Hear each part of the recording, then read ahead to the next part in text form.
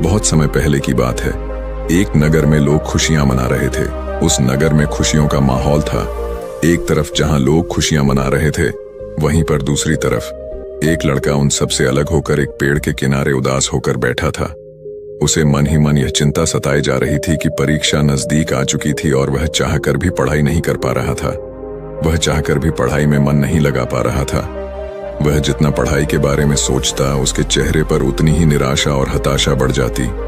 वहीं सभी विचारों के बारे में सोच ही रहा था कि तभी वहां से एक गुरुवर गुजर रहे थे। उन्होंने जब उस लड़के को देखा तो वह यह समझ चुके थे कि लड़का कुछ परेशान है, जरूर कोई समस्या है। इसलिए वह उस लड़के के पास पहुंचे और उस लड़के से कहते हैं, क्या बात है बेटा? पूरा गांव खुशियां मना रहा है, गांव में खुशियों का माहौल है और तुम यहाँ इस सुनसान जगह पर इस पेड़ के नीचे अकेले बैठे हो और तुम बहुत उदास भी लग रहे हो। आखिर क्या बात है? उन गुरुवर की यह बात सुनकर उस लड़के ने जबरदस्ती अपने चेहरे पर मुस्कान लाने की कोशिश की, लेकिन मन में चिंता भरी होने के कारण वह मुस्कुरा ना सका। इस पर गुरुवर एक बार फिर उस लड़के से कहते हैं, क्या बात है बेटा? तुम इतनी गंभीर मुद्रा क्यों बनाए हुए हो? आखिर क्या समस्या है? तुम मुझसे बता सकते हो? इस पर वह लड़का उन गुरुवर से कहता है, हे गुरुवर, मेरी परीक्षा बहुत नजदीक आ चुकी है और मैं चाहकर भी पढ़ाई नहीं कर पा रहा। पढ़ाई में मेरा मन ही नहीं लग रहा। इस पर वह गुरुवर उस लड़के से कहते हैं, परंतु क्यों? इसके पीछे कोई तो कारण होगा। इस बार वह लड़का उन गुरुवर से कहता है, हे गुरुवर, मैं जब भी पढ़ाई करने बैठता हूं और इस बीच अगर कहीं भी मैं अटक जाता हूं तो मेरे मन में तरह तरह की शिकायतें उभरने लगती हैं। चिंता मुझे परेशान करने लगती है और एक के बाद एक नकारात्मक विचार मेरे मन में उमड़ते ही चले जाते हैं और उसके बाद मेरा पढ़ने में तनिक भी मन नहीं लगता। मैं चाहकर भी पढ़ाई में मन लगा ही नहीं पाता और देखते ही देखते जब मैं उन नकारात्मक विचारों के सामने हार जाता हूं तो मैं अपनी किताबें बंद कर देता हूं और फिर ऐसे ही कहीं पर निकल जाता हूं, कभी अपने मित्रों के साथ तो कभी अपने आस पड़ोस के लोगों के साथ। मैं अपना काफी समय यूं ही खराब कर देता हूं। हालांकि भीतर से तो मैं चाहता हूं कि मैं पढ़ाई करूं, अन्यथा मुझे इसका परिणाम भोगना होगा, लेकिन मैं चाहकर भी पढ़ाई कर नहीं पा रहा और ऐसा करीब पिछले 2 महीनों से मेरे साथ हो रहा है। मैं इन नकारात्मक विचारों से जितना पाने की कोशिश करता हूं, ये नकारात्मक विचार मुझे उतना ही घेर लेते हैं और ये मुझे डराते हैं, मुझे परेशान करते हैं। मैं चाहकर भी इनसे छुटकारा नहीं पा रहा। उन गुरुवर ने उस लड़के की सारी बातें ध्यानपूर्वक सुनी और फिर वह उस लड़के से कहते हैं, बेटा, मैं तुम्हारी मन की बातें समझ रहा हूं, लेकिन क्या तुम इसे एक उदाहरण के तौर पर समझा सकते हो? इस पर वह लड़का उन गुरुवर से कहता है, हे गुरुवर, परीक्षा बहुत नजदीक है और मैंने कुछ हद तक पढ़ाई भी कर ली है, लेकिन जो बची हुई पढ़ाई है उसके लिए मुझे हर दिन करीब 10 से 14 घंटे तक यूं ही मन लगाकर पढ़ना होगा। इसके बिना मैं किसी भी हालत में अपनी पढ़ाई पूरी नहीं कर पाऊंगा। जब यह ख्याल मेरे मन में आता है तो मैं डर जाता हूं, मैं भीतर ही भीतर कांप उठता हूं और देखते ही देखते मेरी हिम्मत जवाब देने लगती है और मैं हार मान लेता हूं और फिर उसके बाद मेहनत करने का मानो मेरा मन ही नहीं होता। मैं चाहकर भी ध्यान नहीं लगा पाता। और अगली चीज जो मुझे परेशान कर रही है, तभी फिर गुरुवर ने कहा, रुको रुको बेटा। उन गुरुवर ने उस लड़के को रोकते हुए कहा, पहले हम एक एक करके तुम्हारे मन के उन नकारात्मक विचारों को समझने की कोशिश करते हैं, उन चिंताओं के पार जाने की कोशिश करते हैं, उनसे कुछ सीखने की कोशिश करते हैं।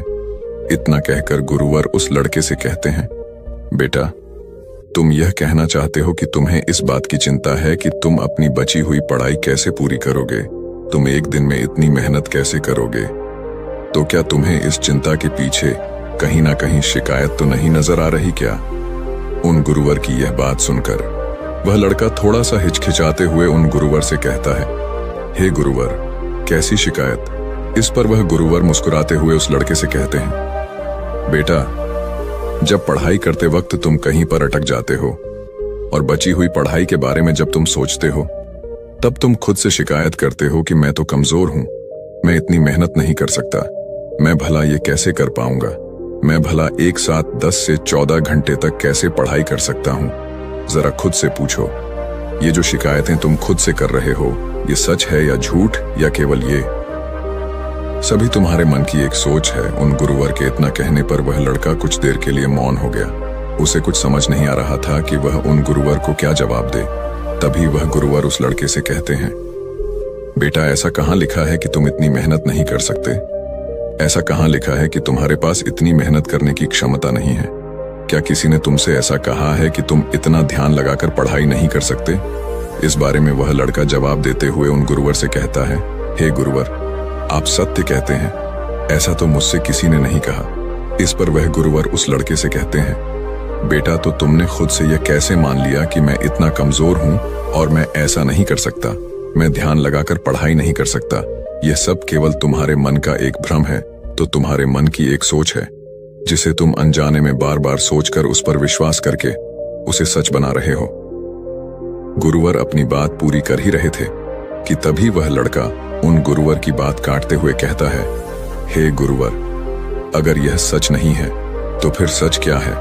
उस लड़के की यह बात सुनकर गुरुवर मुस्कुराने लगे और उस लड़के से कहते हैं, बेटा, सच ये है कि तुम्हारे अंदर कितनी काबिलियत है, ये जानने के लिए तुम्हें आखिरी हद तक मेहनत करनी होगी।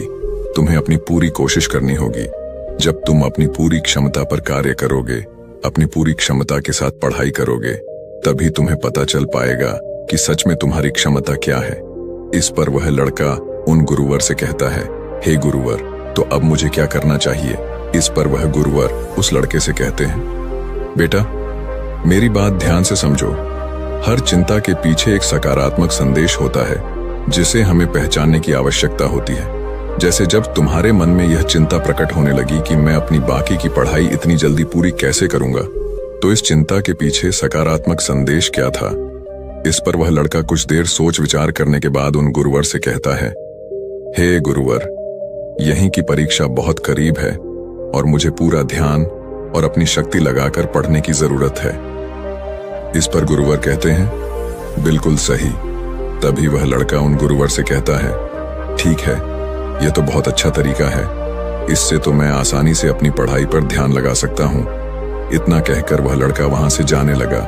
तभी गुरुवर उस लड़के से कहते हैं, रुको बेटा, अभी चिंता पूरी तरह से पार नहीं हुई है। जब भी तुम उस चिंता के पीछे का सकारात्मक संदेश समझ लो तो उसके लिए धन्यवाद करो और आगे बढ़ो। अपने से कहो कि मैंने उस चिंता के पीछे का संदेश समझ लिया है और अब मैं पूरी ईमानदारी के साथ मेहनत करने के लिए तैयार हूं।